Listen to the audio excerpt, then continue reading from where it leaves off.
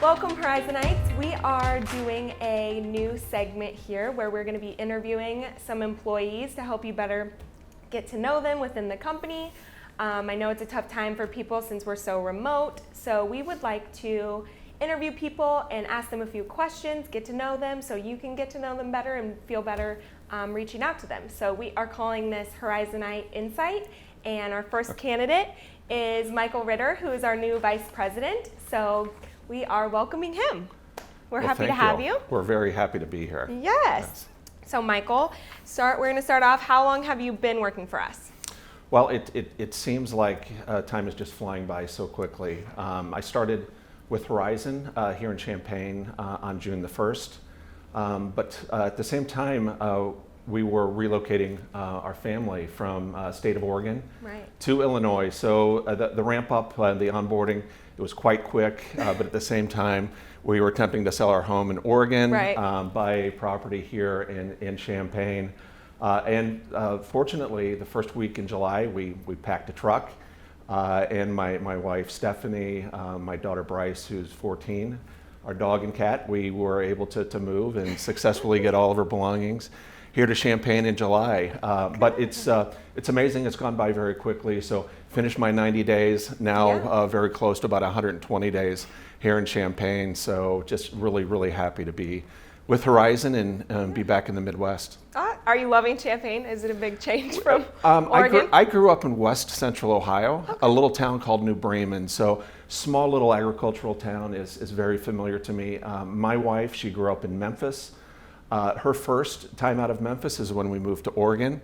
So I think it was kind of a culture change for her then. But I think she's really comfortable here. We're now pretty close to both of our families. I've got 4 brothers still in Ohio. Stephanie, her parents are in Memphis, and additional family throughout the Tennessee area. So I think we're pretty centrally close to both of our families. Close to everyone. Yeah. But it's going to be cold in the winter. I think so. It was quite humid this year, and I've been used to humidity, but in the last 8 years being in Oregon, it rains there, but it's not the level of humidity that we get here. Like Seattle. And typically it's going to rain from middle of October through May, and then there's no rain throughout the summer. So you get great summers and a little sprinkle for the rest of the time. That sounds like a great, at least for Illinois, you're going to be used to it since you were in Ohio. So you'll have a little bit of the same, seems like. Yeah, I think my wife is just a little concerned about snow coming right now.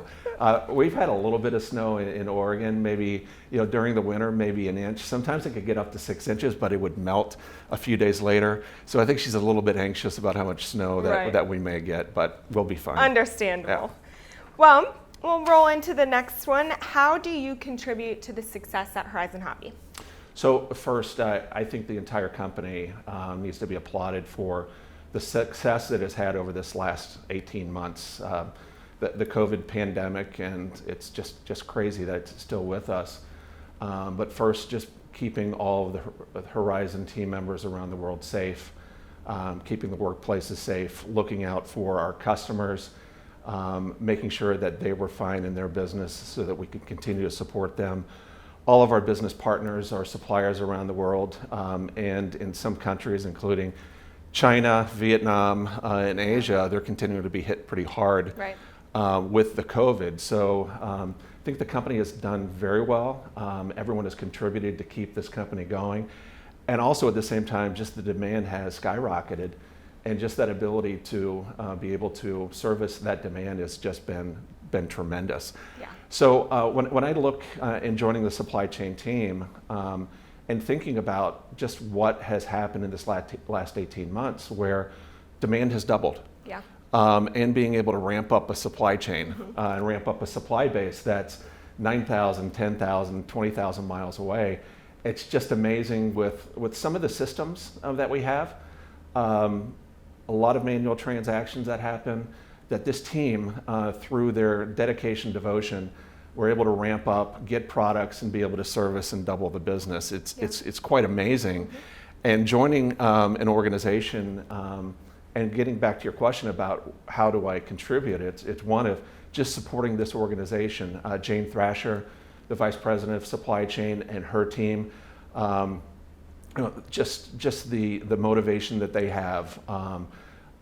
It is amazing coming in and seeing what they've been able to do with the systems and the processes. Chuck Stutler, our manager of supply quality, as we ramped up our volumes at the suppliers and keeping quality at a very low level of defective. I think where we've got to focus in helping Jane and Chuck and the whole organization is what we can do about focusing on the constraints. And that could be increasing the amount of capacity, bringing new sources of supply. As we continue growing, we're going to need to have more production, more capacity. And it'd be great to get that production and capacity closer to our markets and closer to where we manage our business. So nearshoring is one of those items that the team has been tasked with, and I welcome that challenge. But anywhere else that we can focus on the processes, a lot of them are manual processes, a lot of steps, a lot of hands, a lot of Excel spreadsheets, a lot of data checking, and it takes a month to get through a supply chain cycle. So expanding our capacities, focusing on our processes, and at the same time with Chuck and the team of improving our processes to improve quality. So those are the areas that we're focusing, and I'm sure we're going to be very successful, as we have been, as we focus on improving process and expanding capacity. Yep, I think it's important to think of everything that the company's done during COVID and better our processes, like you said, because it doesn't sound like we're anywhere close to being out of COVID. So being better and making our company better is always the goal. Yeah, it's is a vision of, as we increase our business, that it doesn't take brute strength to get a transaction done. Right. And anything that we can do. Jane's rolling out a sales and operational planning process that's going to help that flow of information into developing the best inventory plan for the company. That'll lead to our production or supply planning. Increased and improved communications with our suppliers, so we know what they can build, when they can build it, and then being able to monitor with data, where is that product? When is it going to arrive? How much do we have? So I really look forward to, as we look a month from now, a quarter, a year, of how our processes are improving to better service our customers. Great. Well, piggybacking off that, what is your favorite thing so far about working for Horizon? I talked about the team, and just that passion is incredible, but I think it extends to our customers and just the excitement that they have as it relates to hobby and hobby products. I've told this story to a few people. When I moved here, my daughter and I, we actually drove my wife's car. So we drove it across the mountains from Oregon to Illinois, and I had a carrier pick up my car. So he picked up my car and had another dozen cars. My wife gave him the address, and when he arrived at Research Road here, he saw me and he said, "You work for Horizon Hobby." Oh my God, I'm the biggest fan in the world. And he's been a RC pilot for decades, and he said, "I am just in awe." He started taking pictures of the outside of the facility. Took pictures of me, and I said, "Would you like to walk around the office?" And his jaw just dropped. Called his son, who's also a RC pilot, and just walking around, he had seen, we haven't been in this office very much, but we still had boats around, we had planes, jets. He flies biplanes, and there was one on one of our team members' desks, and he was really excited to see it. But just that energy of our customers and the energy of those in the hobby industry was fantastic. So, everything that I've experienced to date, and hobby products is a new area for me. I just told Peter that I took my first flight over the weekend, and it was just really, really a great experience. So I'm slowly and quickly moving into being a fanatic myself. Right. I know people, the hobbyists, they are very passionate about their products, and they get so excited. And what a small world that your person that took your car, I mean, that is crazy. He was from Utah, drove into Washington, picked up a few cars, picked up my vehicle in Portland, and when he got here, he was just so excited. It was wonderful. What a great way to start off your tenure here, basically. Exactly. What a way to start it. Wonderful. Well, taking a little bit different step and saying, what is your favorite place in the world and why? Okay. It's a big question. I've been fortunate in my career that I've worked with companies that have had manufacturing sites, distribution sites, suppliers around the world, and I've been to some just amazing countries. My first career, I was with Sunbeam Corporation. It's now part of Newell Rubbermaid. So Sunbeam, a lot of kitchen brands, also Mr. Coffee, Coleman, First Alert. So a lot of consumer brands. And my last role was in Hong Kong.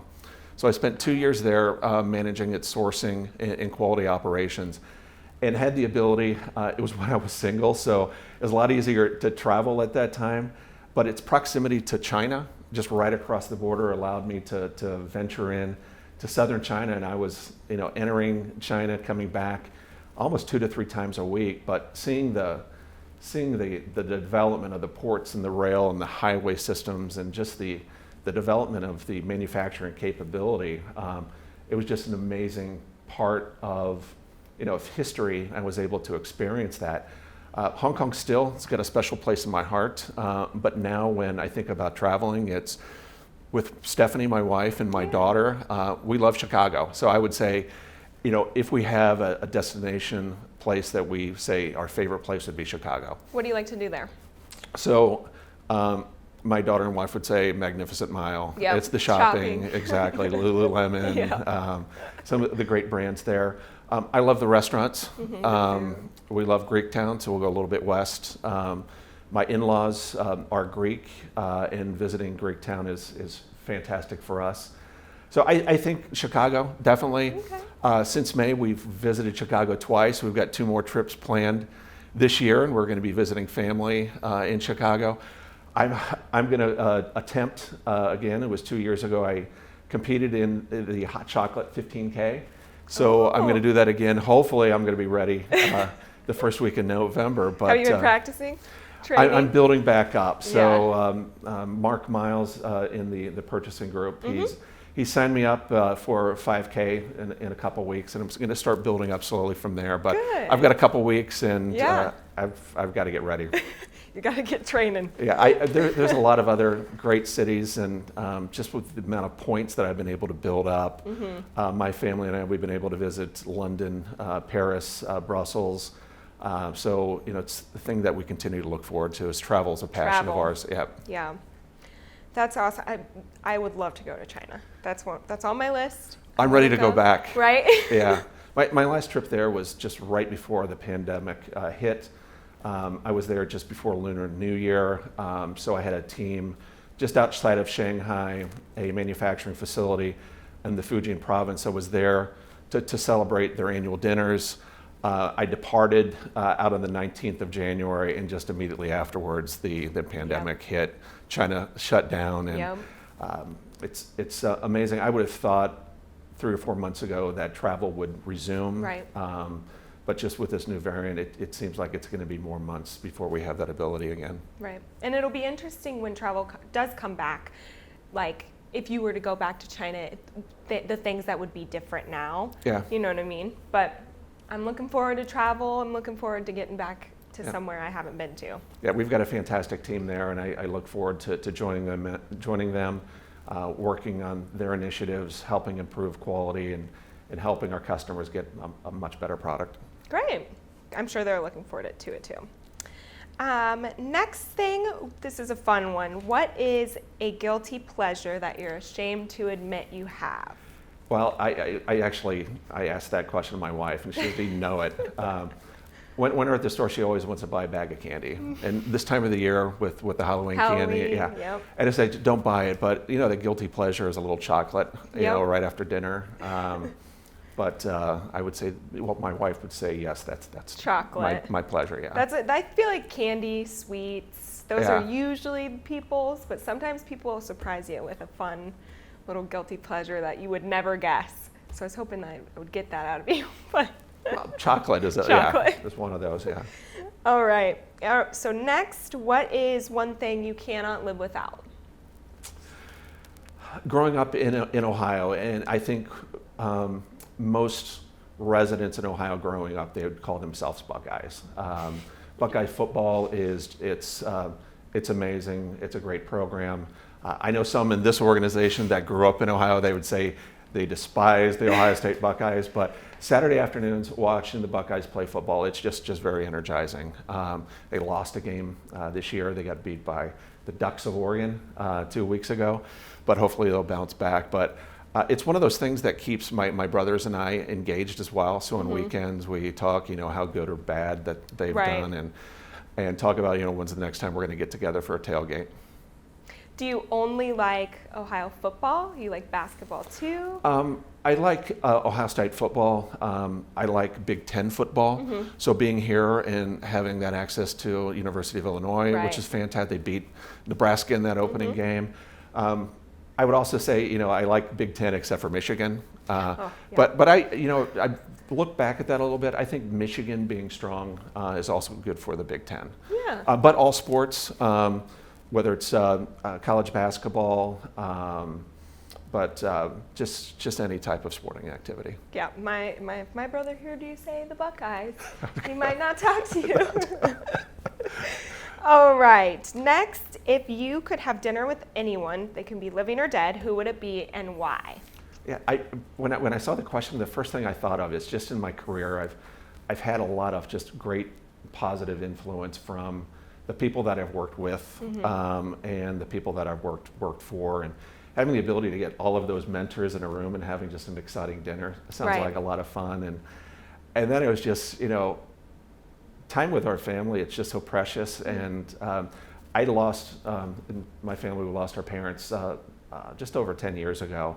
And just having that ability for one more time of having, whether it's another minute or another discussion, but it's one we definitely miss our parents, and it's just every minute with the family, it's so special. So, but family, my parents definitely would be that dinner.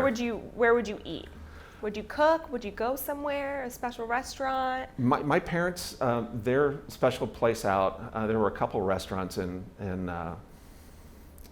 around where we grew up, a little town called New Bremen, Ohio. One restaurant is a place that makes fried chicken. It's called the Wooden Shoe in Minster, Ohio, and they're still in business today.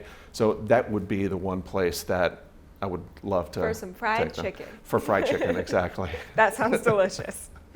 Let's do, what is a fun fact that some people might not know about you? I don't think that anyone would know this about me. My mother, she grew up in New Zealand. She was one of two girls. She married my father and then moved to this small little town in Ohio. I'm one of 5 boys. My aunt in New Zealand, she's got 5 boys and almost the same age. So the fun fact about me is I'm half Kiwi, so half New Zealand. And on my father's side, I'm German, but being half Kiwi is kind of unique, I've never heard that. Yes. Half Kiwi. So being from New Zealand, they consider themselves Kiwis. Kiwis? Yeah. Interesting. Yes. Okay. I would not know that. Definitely would not know Fun fact. That.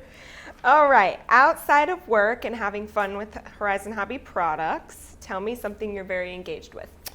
Over this last few years, with supply chain in my career, it's just been fantastic for me, and just the ability, and in my roles that I've had, it just contributes so much to an organization, whether that be from demand planning, supply planning, scheduling, and management, and being able to give back. In the last few years, I've engaged with a university in Oregon. It's called Linfield University, in their business administration. And every semester, I'm asked to attend, or they actually will come to my previous manufacturing site, and we talk about supply chain being a career. Okay. So that has been fantastic. Hopefully, I'll have the opportunity here to engage with Parkland.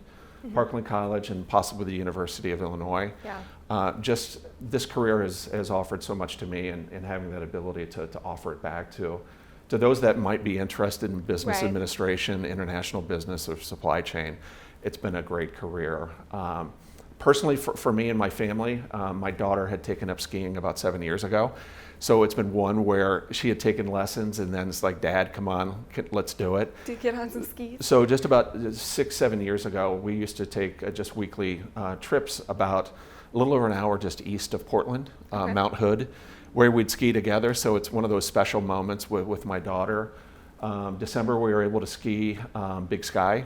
Okay. So that was interesting. So it's now, I think there's a direct flight Bloomington to Denver. Yes. So we still have some access to some skiing, which is not that far away. Bloomington's a quick and easy airport, in and out. Yeah. So So I think those type of activities will continue, but just answering the question, giving back to the supply chain, that career, and then also just having fun with my daughter. great. Well, we will round it out with a big one and a good one. I think people Uh-oh. will love. What is the greatest career lesson that you have learned thus far? I've just had the ability to be part and to report into some great leadership teams. I would say some of them, I would say maybe not so great, but the leadership team here is fantastic. But I look back on some of my earlier mentors. There's one that comes to mind. His name is Charles Thomas. Just Southern gentleman out of Hattiesburg, Mississippi, and his favorite question was why, and it's one that resonates with me as well. Some people may find it a little bit you're challenging, but for me, I really enjoyed that question to dig in, and this tool called a 5 whys. So once you get to that 5th why, you really dig into the root cause of what is happening. But I think that's one from Charles. The other is, get the right people in the room, make decisions quickly, learn from those decisions, because you're going to improve afterwards. So it's getting the right people, quick decisions, learn and adjust. Awesome. Well, we really appreciate you. We loved all of your answers, and hopefully, I know you are a little newer. I am also a little newer, so hopefully this will help people to get more engaged and better get to know both you and me and anyone else that we happen to interview. So if there is anyone you'd like to nominate, someone you want to know about, someone you haven't got to work with much that we may interview next time or time after that, we'd love to hear it. Can I get back with you on that? Yeah, of course. And also, if anyone wants to know any more about me, careers in supply chain, or just general information, look me up on Outlook, UKG. My personal information's out there, including my mobile number, so reach out to me. I'm an open book. If there's things that I can't tell you, I won't, but I'm pretty much an open book. All right. Well, thank you everyone for joining Horizonite Insight, and we'll see you next time. Right, thank you.